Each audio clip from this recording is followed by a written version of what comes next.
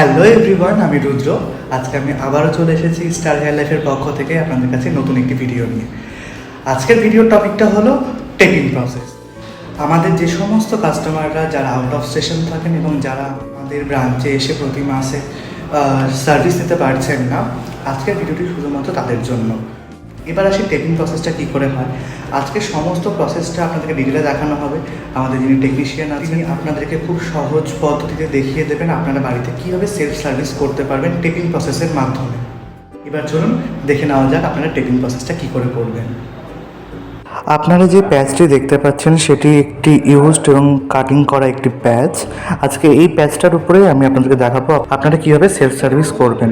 ফার্স্টে চিরুনি দিয়ে খুব ভালো করে প্যাচটাকে আঁচড়ে নেবেন। এরপরে একটি বোলের মধ্যে জল ভর্তি করে নেবেন। জল ভর্তি হয়ে গেলে আপনারা যে কোনো শ্যাম্পু